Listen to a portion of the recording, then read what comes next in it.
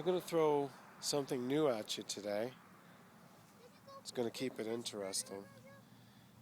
And we have talked many times about human life and the mystery of our memories of our place within history and reincarnation. That whole principle.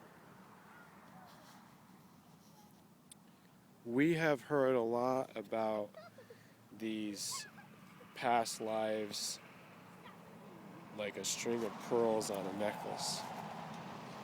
And it has to do with our soul, our individuality. But what about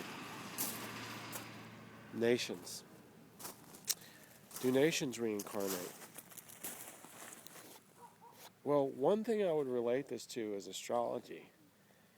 Because within the framework of ancient psychology and astronomical, spiritual, philosophical understanding, we are able to take an individual's birth chart, it's called a natal chart or a nativity, and then you see it. It's frozen in time, but it's the starting point, so it's a potentiality, and everything comes out of that.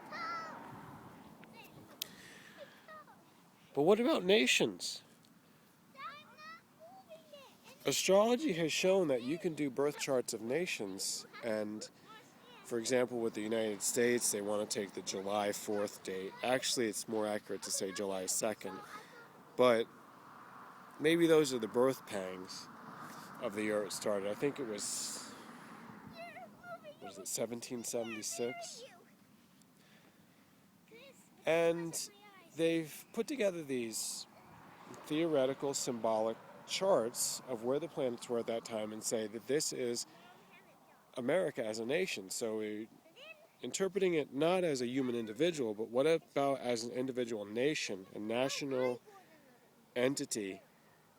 What does it mean with all these planets? Okay, so that's the astrology viewpoint. Now I'm talking about reincarnation. Now I'm talking about where does that individual nation go when it falls apart? Can it reincarnate? Can it have another life? Does a nation or empire have to completely fall apart before it can be born again? Let's take, for example, Babylon the Great. Many, many years ago, it had fallen. It just kind of disappeared. And the lands and the cities and the organization that it had just crumbled, dissolved, faded away. And the people continued to be born in the area, but they were disorganized and only reformed later on into Arab tribes, Shia, Shiite, or Sunni, and the various different other peoples that were there, until eventually you come to the modern times and you have Iraq. And they renamed the Babylon area Baghdad. And it was under Muslim secular control. And had various different conflicts and influences from the other parts of the world. But is that Babylon? Maybe America is the reincarnated Babylon. Isn't it possible, just like with individuals born in another place in the world at a later time, nations, do they have to come back in the same geographical location? No, it doesn't really stand to reason that that's a rule, because it doesn't stand to reason that it's an absolute rule of human individuals. For example, such as myself, I was born basically in the same place 2 times in a row, but other times, no. I was in different places of the world. They are connected through their interweaving through that point of history, but it's different geographically. So sometimes it is the case and sometimes it's not. There's a geographical disconnection. I mean, you're still on the same planet. We won't get into reincarnation on other planets yet. So when it comes to do with nations, when they die, where can they reincarnate? They probably go somewhere else. Let's talk about Israel. Holy Israel. Definitely died.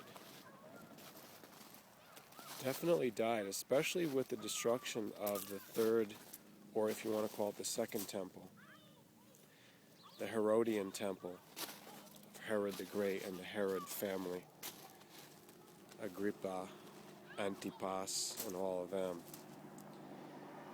If Israel, the temple, and the main city of Jerusalem, Yerushalayim in the Hebrew,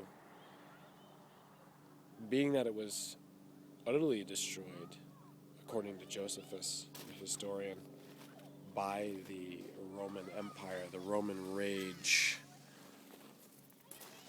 That was 67, and by the time of like 70 AD, you had the Simon Bar Kokhba revolt. That was a short-lived regime, only a few years. And then everything kind of went into disorganization and chaos and destruction. What happened? Going into the like 80s AD. What happened? The people were scattered. Many of them were killed. Whole families. So as the children grew up, they were in other places. The population started to get assimilated elsewhere. These were not part of Israel. They had to be adopted in. They became, integrated into whatever societies continue to exist, such as the Hellenic world of the Greeks that had evolved, and there's that Eastern Mediterranean culture. They may have gone, many of them, into the Roman Empire, and many of them wandered elsewhere. They became nomadic, or some of them may have gone into Central Asia, some of them may have gone into Africa. So when the people are scattered and they become parts of other nations, the nation itself is dead. How long was it gone? Where did it reappear? Does it come back completely differently? Different looking, different name? Because people don't come back with the same names, I can tell you that for sure. We get different names, but the names usually are an illusion or a connection or some kind of a clue toward what we came from in the past life. That's what's interesting. Did Israel come back and become the Catholic Church?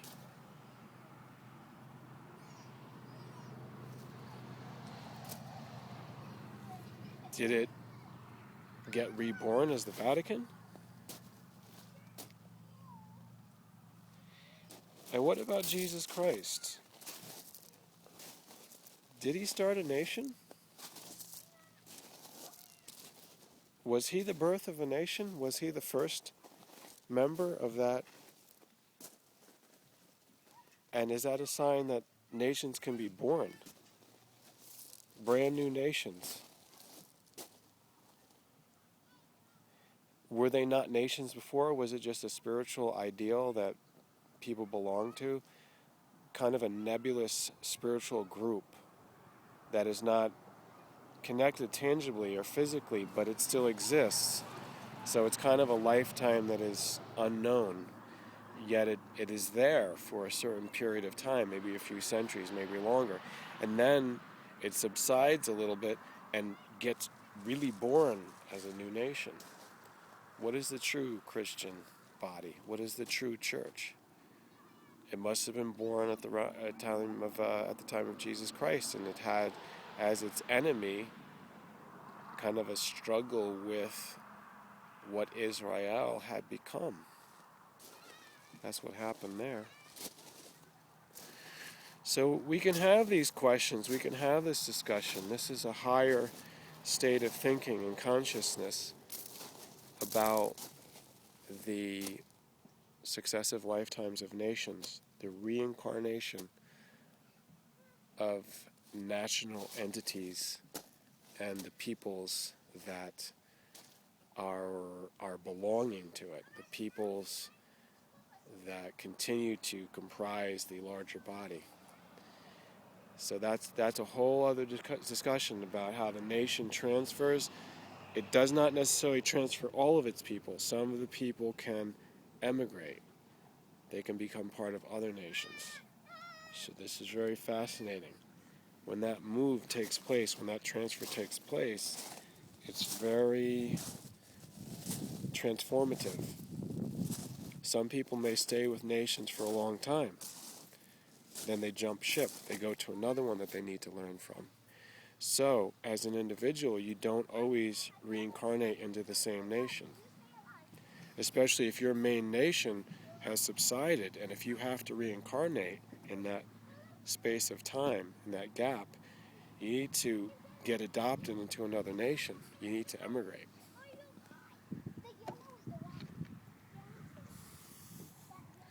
So this is very fascinating because you can study it by the representative personalities, representative figures. All these famous ones, these demigods, these historically recorded, they not only represent themselves as an individual, that is one thing, but if they are connected, and they usually are, to any certain particular nation, then that individual represents that nation at that given time of its phase or its development. Just like I was saying with Jesus Christ. He seems to be coming from Israel. And it seems that when he was Jesus in that lifetime, he was ending his relationship in some way and creating something new.